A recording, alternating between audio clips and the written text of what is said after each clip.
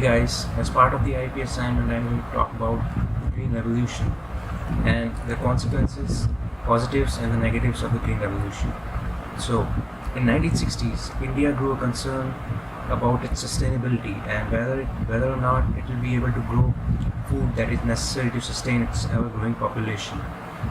So, in 1960s, apart from this, Lal Bahadur Shastri was more concerned about the agriculture sector than Nehru.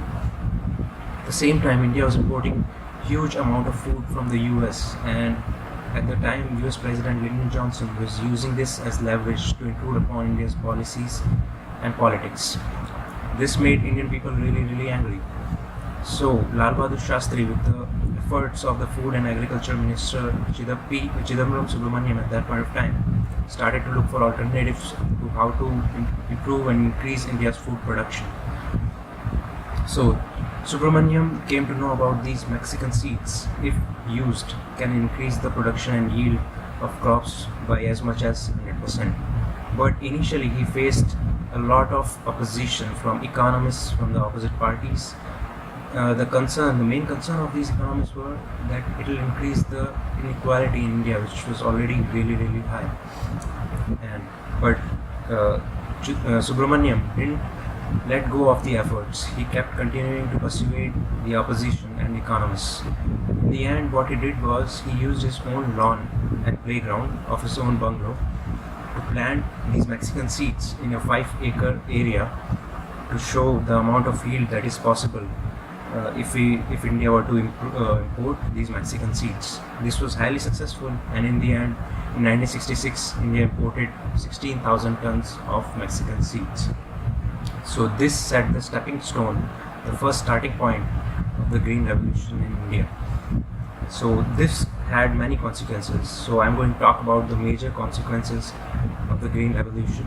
So first was land reform. In order to improve the efficiency of farming in India, larger farmland were needed to increase the efficiency. But in India, due to the laws of divided inheritance, in which a farmer upon his death used to divide his land equally among his sons, the large land was not available.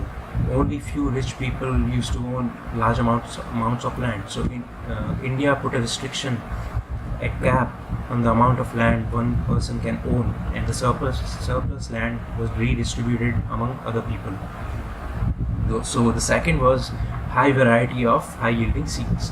So initially, the import of Mexican seeds led to development of different high yielding seeds. For example, IR8 of rice. So these varieties of high yielding seeds, what they did was they required a low amount of area.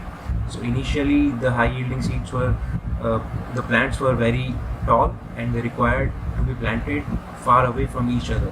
So these new high yielding seeds required to be planted closer to each other, which increase the per unit output and the yield. And the third consequence was the mechanization. So because of the labor intensiveness, India started to adopt a lot of Western equipment for agriculture, such as tractors and automated electric and diesel pumps for irrigation. But these were largely unsuccessful in India because they were not aligned with the knowledge and skill and the wealth conditions of the Indian farmers. So India adopted later different appropriate technologies which aligned with the knowledge and skill and the money that the farmers had. So these were relatively cheaper cost irrigation systems. So now let's look at what were the success factors of the Green Revolution. So due to the Green Revolution, India became self-sufficient in terms of food, and they didn't rely on US for so much of import of food. Apart from that, the farmers who were able to afford these new seeds and these new machines were able to increase their yield by as much as 300%. And because of that, a lot of subsistence farmers who started to gain a surplus, which they could sell into the market for money. And this money they started spending on school, clinics, etc. Due to this increased spending on school and clinics, the health and the education level improved in India. So now let's look at the failures or why it was not so successful in India. So first point was the machines that were required was very expensive, and only a few number of farmers were able to afford that. And because of that, the income inequality, because of only rich farmers being able to afford the machines, the income inequality increased. Second, a lot of farmers in India was tenant farmers, so they were not even able to afford the high yielding seeds. So the income disparity grew really high. The third the third point was the disparity between the states and the regions. So because these seeds were imported only into the states which had enough water supply and enough fertilizers, so only states like Haryana, Punjab, and Western UP were able to gain advantage of the seeds, and the other states, southern states such as Tamil Nadu and Andhra Pradesh, were not able to utilize the advantages of these seeds. So this resulted in growth of interstate disparities.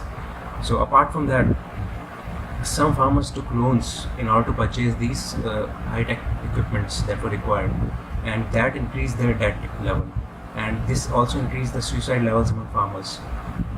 So these were a few of the points I wanted to talk about. Hope you enjoyed it. Thank you.